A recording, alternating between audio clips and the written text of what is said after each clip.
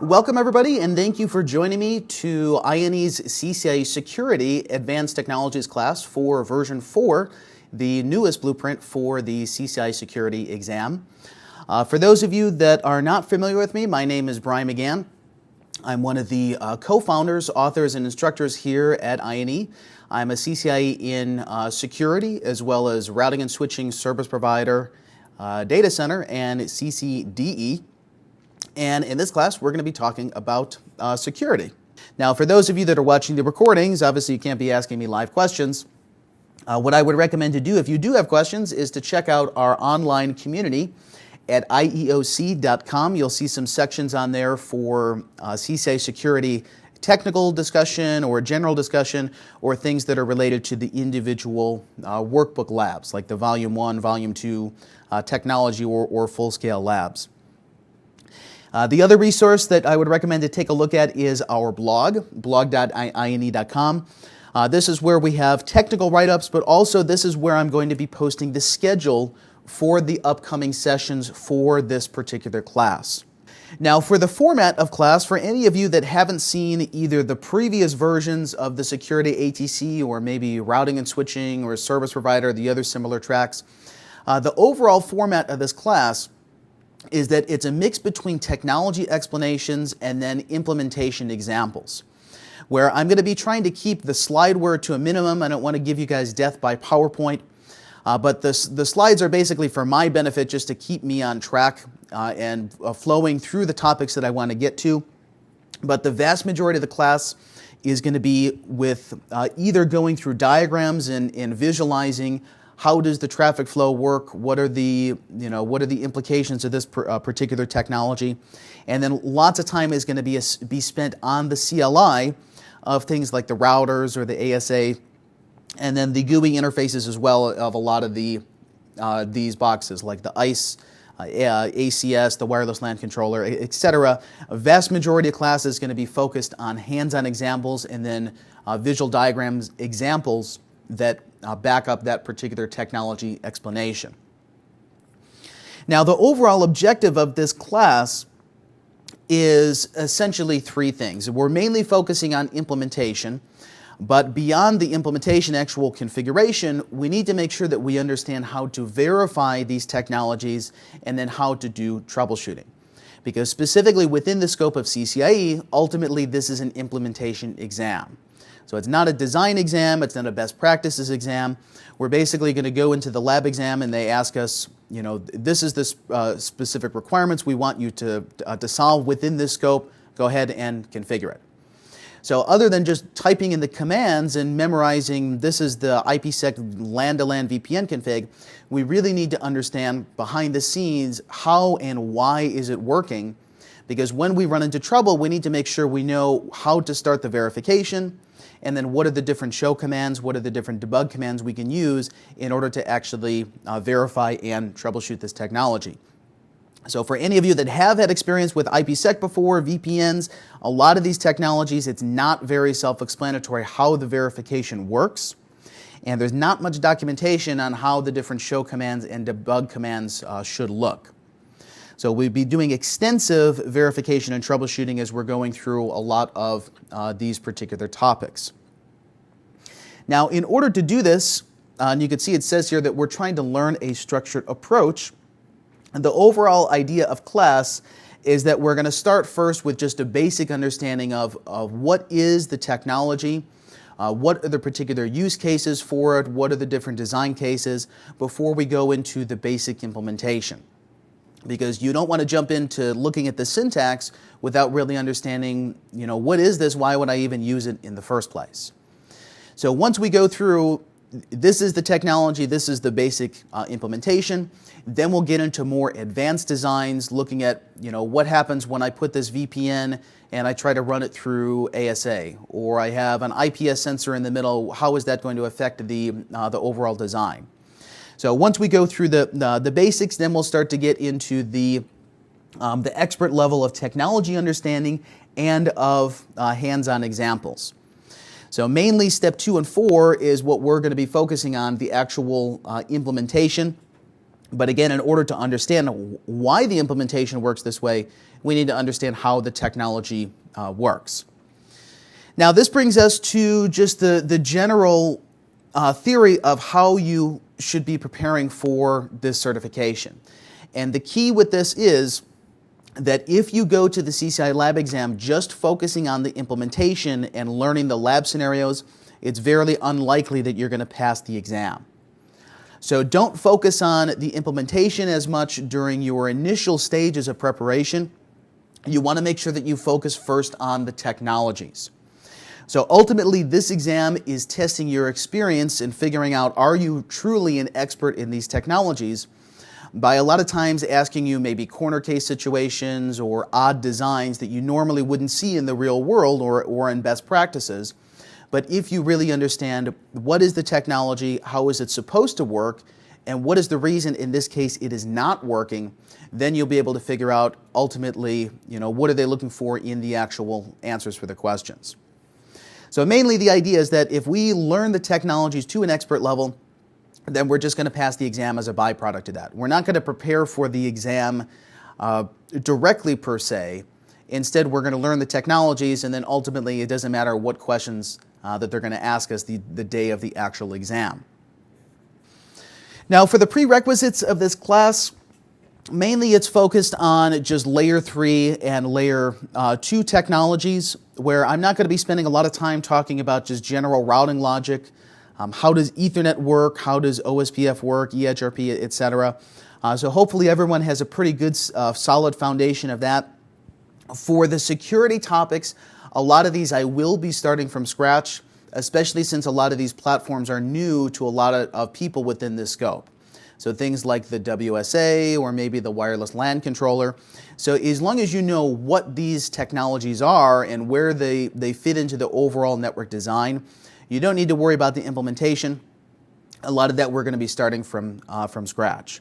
But again, I'm not going to be talking about what is IPv4, what is IPv6. Hopefully everyone has a pretty good solid foundation, probably about like a CCNP in routing and switching or a CCNP in security. So you understand just the general foundation of these topics. Okay, so again, the main focus of today's class is just to talk about what is the scope of CCIE Security version 4, and also what have been the changes from the version 3 blueprint to the version 4 blueprint. Now, we'll look at the specifics of it in a second here, but from kind of a high-level overview, there's essentially 5 main categories that this exam is going to be testing on, and these are the terms that they're using in the blueprint. When you're going through your preparation, this is probably not the best order to actually learn the topics. So we'll look at what they show as the blueprint, and then we'll talk about the general workflow that we're going to be going through the class, starting at iOS firewall to ASA to VPN and so on and so forth. So the first topic domain they have there is system hardening and availability. We could think of this as any of our infrastructure security, like doing routing protocol authentication or control plane protection and policing, ACLs to make sure that someone can't telnet into the router itself. So anything that is based on just the hardening the OS of the routers, the ASA, and the other platforms that we are specifically dealing with.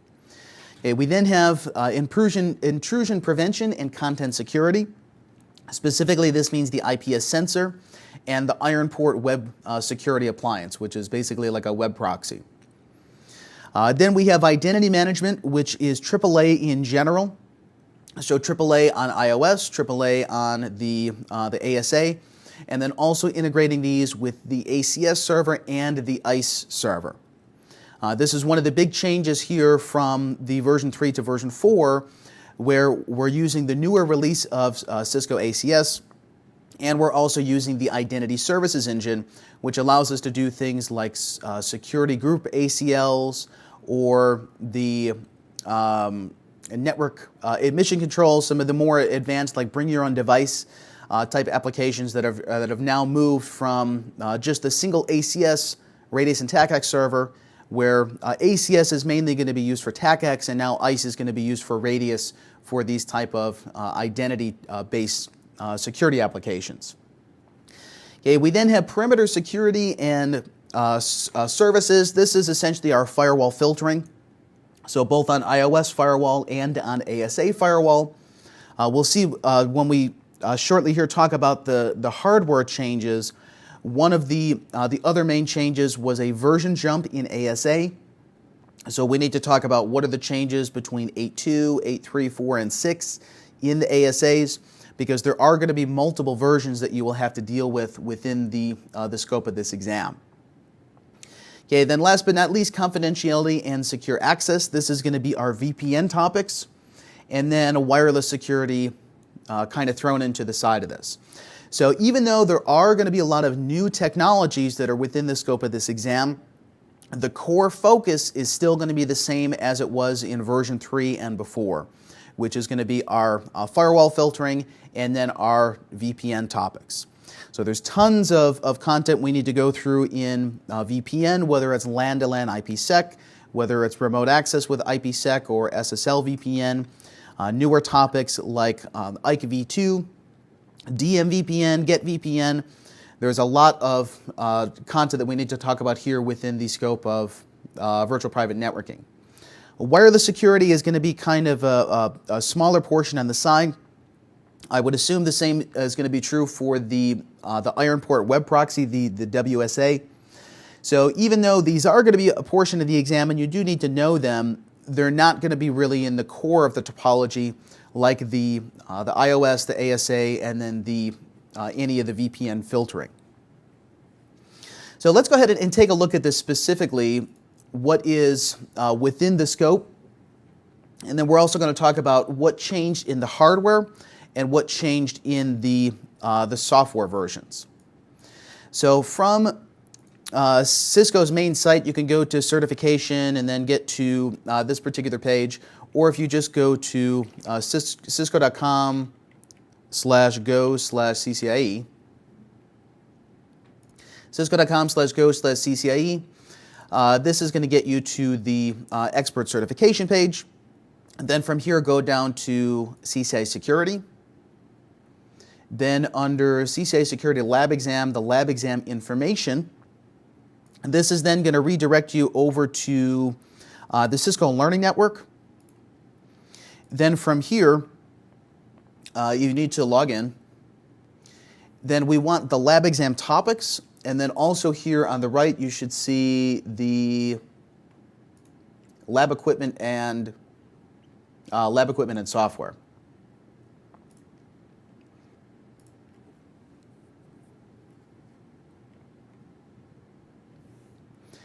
Okay, this particular page here is the general blueprint of what topics are going to be within the scope. Now you kind of have to take this with a grain of salt though, because if you read specifically what it says here, it says the following is a general guideline for the content likely to be included. However, other related topics may also appear on any specific delivery of the exam. So it's kind of like a general out that they give themselves in any of the tracks that say, in general, this is what we're going to test on, but if you see something else, then it's technically still valid. But I wouldn't expect to go to the lab exam for security and see something that's related to Nexus or see something that's related to Call Manager. So in general, we're going to be focusing on iOS, ASA firewall, VPN, and then these other peripheral topics like the IPS sensor, the WSA web proxy. So as I mentioned before, the order that they list the blueprint here is probably not the best way to prepare for the exam.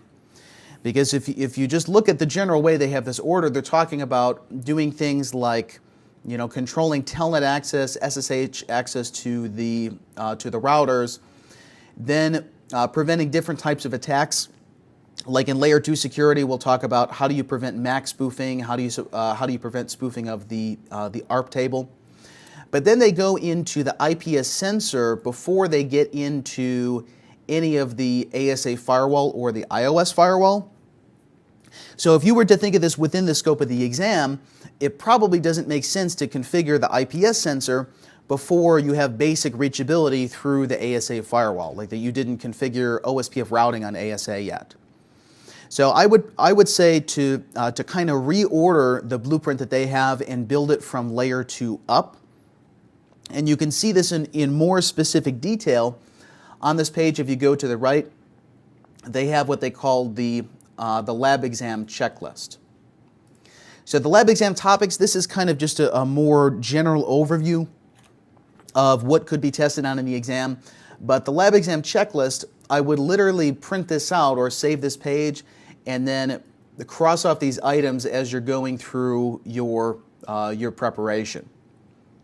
Now, of course, this is not necessarily going to include every single possible topic that they could test on in the exam, but it's going to be a pretty good representation on the type of stuff that we need to go through.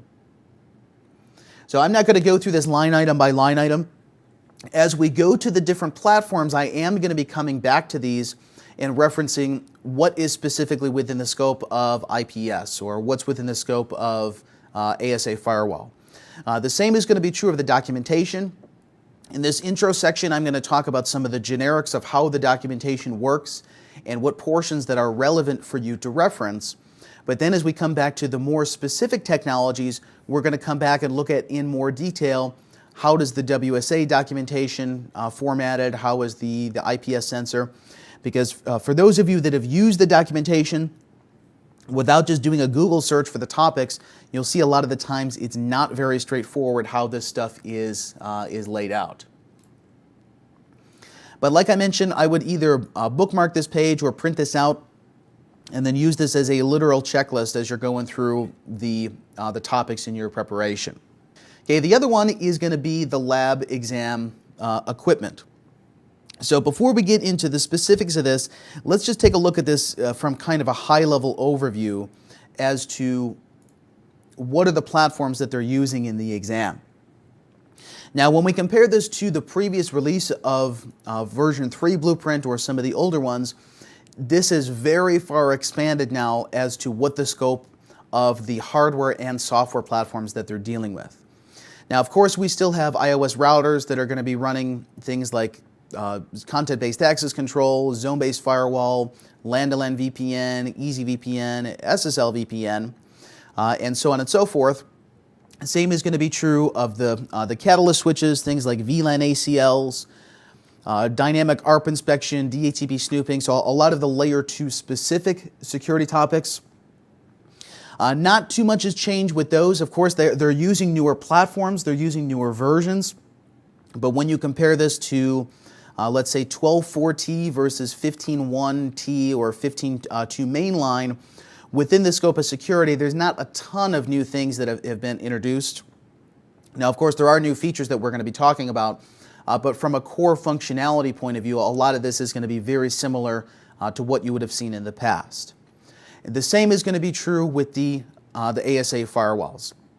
Now, one thing that did change is that they're now using still the previous releases like the ASA 5510s, and now they're also using the ASA X, which means that we can run the IPS sensor in software as kind of like a software module of the ASA, and it also means that there's going to be a version change and also a syntax change for some of the ASA specific features. And one of the big ones that we'll talk about is what is the difference in ASA 8.3 NAT syntax and 8.4 and later, which 8.4, 8.6, we'll talk about this in more detail when we get to ASA. But basically 8.6 is the X version, 8.4 is the equivalent version that is for the non-X devices. So like the 5510s could run 8.2, 3, or 4, where the 5515Xs are going to run 8.6 or the newest version like version 9. Then a new device we have, which is the Ironport Web Security Appliance, the WSA. So we're not going to be dealing with the email filter, which is like their spam filter.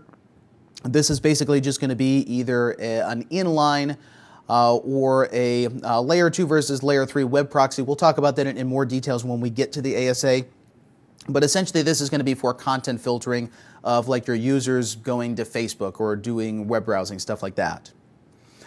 Which is going to be vaguely similar to the intrusion prevention system, the IPS. So the IPS is still the same type of platform as we had before. There is a version change up to version 7, I believe we're using now. But if you've seen the previous versions, it's going to be very, very similar to what the new one is. So there are new minor features like the virtual sensors and so on and so forth. We'll get into the details when we get to that particular platform. But vast majority of the IPS is going to be the same as the previous blueprint. Now, next one, Cisco Secure ACS, which is our TACAX and Radius server. Our TACAX and Radius server, there is a major change in the version of ACS from the previous release where we were using 4.x before. We're using 5.x now, where not only the interface, the look of the ACS has changed, but also the organization of just how a AAA logically fits together in the new version versus the old version. So if you're familiar with the old one, there is a little bit of a learning curve with it, but once you get through it, you'll see in hindsight, it actually is much better formatted just from a logic point of view of how the pieces fit together. ASA 5 is better than the previous releases. Now, we also have the Identity Services Engine, which is essentially our Radius server that's going to be used for the BYOD applications. Like we have a wireless client come in on .1x, we can do network admission control and ask the ICE server, what is the security group tag that particular user is going to get? So we'll talk about this, of course, in more detail when we get to ICE. But if you haven't seen this before, it is a pretty big jump versus how the ACS NAC worked before, and then how the ICE server deals with it. So we'll be looking at ACS and ICE separately in a lot of detail once we get to the identity management section. Okay, then we have our wireless LAN controller and its associated access points. There's not a ton that we need to know about how wireless works within this scope, but of course, if you can't get the access point to register to the controller and you can't get the basic functionality working, then of course, you're not going to get those points within the exam. So we'll see some of the basic security things like doing the wireless IPS or doing the authentication and the encryption. Are we going to use pre-shared keys or are we using certificates and then talking to the ICE server for those certificates? So you'll see that a lot of these platforms tie in together in more tightly and in more detail than they have in the previous versions of the blueprints. We then also have IP phones, which we're not really concerned about the actual telephony function of them. So we're not going to have a call manager that we need to pick up the phone and actually make phone calls. What they're mainly looking at is, can the phone get network admission control either to the ICE server or to the ACS server? So someone has their PC plugged into the phone plugs into the switch. Then what do we do if we're doing .1x, or what do we do if we have the NAC agent installed on the end client? So the phone itself is going to be pretty straightforward. It's kind of a secondary functionality of things like the ACS and the ICE server. Then from a software point of view, we have both the IPsec VPN and the AnyConnect client for Windows, where the difference between them is that the AnyConnect client is going to support SSL VPN, going either to iOS or to ASA, and then also support the new IKE v2 standard, where the previous VPN client is only going to be for IPsec VPN, like EasyVPN, going to either iOS and ASA, and that's going to be for IKE v1, not for IKE v2. Okay, then lastly, we have the NAC posture agent, which is going to be part of the AnyConnect config, and then part of the standalone, like talking to the ACS, talking to the ICE server. So it's definitely a lot of devices that we're going to be dealing with within this new particular blueprint. Now, from our particular topology point of view, we're going to be using ISR G1 and G2s. So Gen 1 is the 2800s, Gen 2 is the 2900s, where mainly the difference between them is that the Gen 1 doesn't support the newest code, which is 15.2T. From otherwise, functionality point of view, they're pretty much identical. So of course there's things like performance of 2900 is better than 2800. There's issues with licensing the code, the ISRG2 versus the ISRG1. But in general, probably 95% plus of these topics you could still do on the Gen 1. We'll talk about that in more detail when we get to some of the advanced IPsec configurations and some of the advanced firewall configurations. What are new features that are only in 15.2T that are not in 15.1T? Then for the Catalyst switches, they're using 3750 now, both the regular version and the X version. I wouldn't expect them to test on things like stacking the switches together, because that's more of like an enterprise routing and switching type of functionality. The main difference between the regular series and the X series is a feature that Cisco has now branded as TrustSec, which is basically like a rebranding of network admission control. But one of the big features that this does for a layer 2 switch point of view is it allows us to do layer 2 encryption over Ethernet, which is the MACsec feature. So instead of having to do an IPsec VPN where we do ISACAMP negotiation and we have our layer 3 security association, we're going to be doing this directly at layer 2, and we could do a point-to-point layer 2 encryption line rate on the X series switches. But beyond that, there's not really much difference between the regular platforms and then the X ones, other than the speed and the performance. Like the X has 10 gig uplinks, the regular series does not. Now for the ASAs, we're going to be running 4 different ASAs.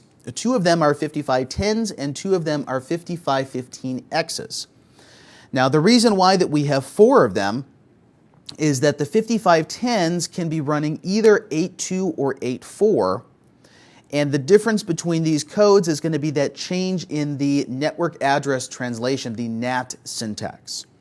So we'll be looking at the old syntax, which is going to be like the NAT inside, outside, global command, the static command. Then with 8.6 on the new platforms, which is the X's, and then also 8.4 on the older platform, we're going to be looking at the new form of NAT, which is going to be the twice NAT, and then what are the conversions from like the static policy NAT to twice NAT, and so on and so forth. So we'll see that the learning curve, again, with any of these technologies, of course, there's a learning curve if you're upgrading from the previous versions. But in hindsight, when you look at the new object NAT syntax and the twice NAT syntax with ASA 8.4 and 8.6 and later, it does make more logical sense versus the dynamic policy NAT, static policy NAT, identity NAT, exemption NAT, so many different variations that were in 8.2 and previous. A lot of those are going to be highly simplified as we go to these newer versions. Okay, next we have the intrusion prevention system, the IPS sensor. We're using 4240 specifically, but really anything that runs this code is going to be fine. We'll look at this both from the CLI and from the IPS device manager, which is the web interface. So in general, I would say with this platform, pretty much the only thing you need to do from the CLI is just get basic initialization, like put an IP address on it, put an access list on it so you can browse to it through the web. Then once that's up, you're going to be using the web interface in order to initialize the virtual sensors, the anomaly detection policies, the custom signatures. You technically can do all that from the CLI, but the syntax is not very straightforward how you actually do that implementation. So most of the IPS we're going to look at just basic initialization from the CLI, and then the rest of it is going to be from the web interface, from the GUI. Okay, the next 3 are going to be new platforms for the new security blueprint. We have the wireless LAN controller and then its associated access points. So based on the fact that we have the controller in there, we're assuming that the access points are going to be running in lightweight mode. So they're not autonomous APs where we need to do a lot of CLI configuration on them. They're going to be simply finding and joining the controller. And then from the controller, we're going to control things like its SSIDs, its radio policies, its encryption and authentication policy, like are we using WEP, are we using WPA, WPA2? That's the type of scope that mainly I would assume is going to be for the security exam. So we're not going to talk about advanced roaming, inter-controller roaming and stuff like that. It's mainly going to be just what's the basic functionality I need to do in order to get the AP to register with the controller. And once that is done, what are the security specific features that relate to wireless? And again, the same is going to be true here with the IP phones. So from our point of view, it's basically just going to be an end client application that we turn up the switch port, we're going to be running .1x, and then we need to send that request to the ICE server or the ACS server in order to do things like MAC authentication bypass.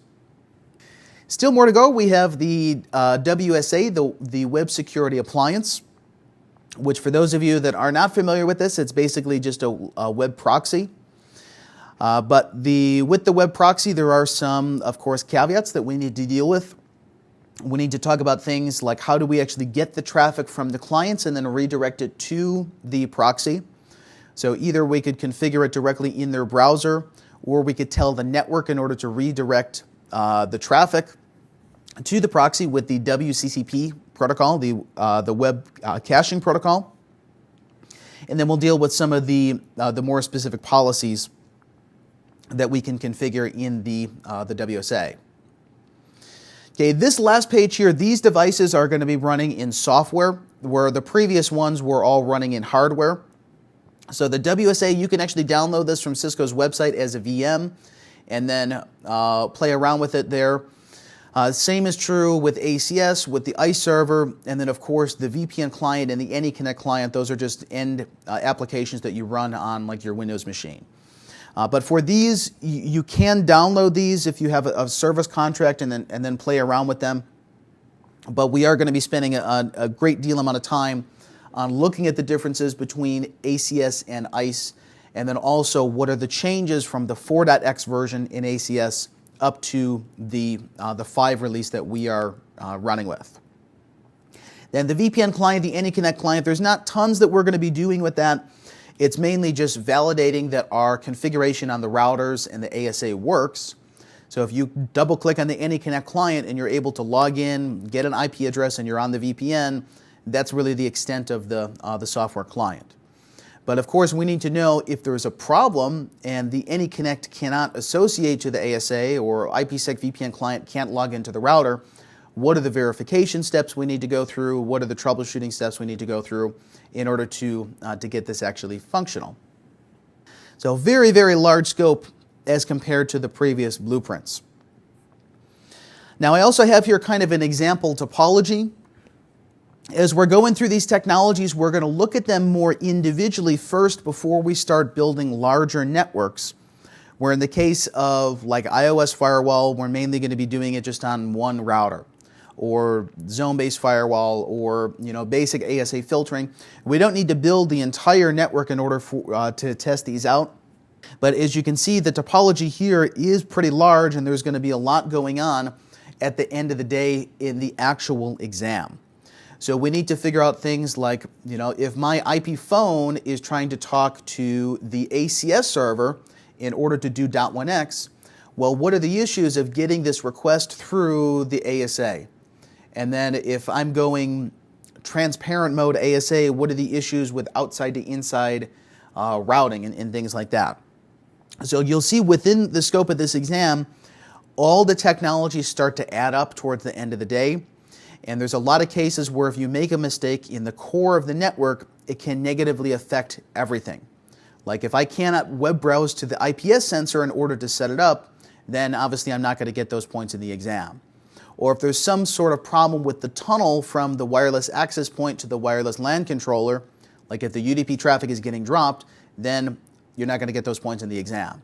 So really the key is that we need to focus on the functionality of these, make sure we know how to do the proper verification, the proper troubleshooting for essentially all of these topics and all of these platforms that are within our scope here. Let me show our particular physical topology. I am going to be posting this up as we go through our actual example, so you'll have this as a reference as to what's going on in the physical network. Then if you rent rack time to actually go through these topics, of course, the topology is going to be included there as well. So specifically for our scope, there are 6 switches and 7, I believe, routers. 6 switches, 7 routers, 4 ASAs, 2 ICE servers, 2 ACS servers, an IP phone, multiple test PCs, multiple test servers, the IPS sensor, the wireless LAN controller, its access point, a client to actually do wireless association to the AP, then the web security appliance, the WSA. So it's a very, very large topology physically versus the previous blueprints, which means that within the scope of the exam, you need to make sure that you are very organized and you have a very structured approach in order to figure out how am I actually going to solve the exam and how am I just going to deal with a network that is this large. So I would not be surprised if you got to the exam and there's 20 plus devices in the topology. Beyond just the normals, routers and switches and the ASAs. There's going to be a very large network diagram, a very large number of devices that you need to deal with. So like I said, I will post this diagram up once we get into our particular technical topics as we continue throughout the classes.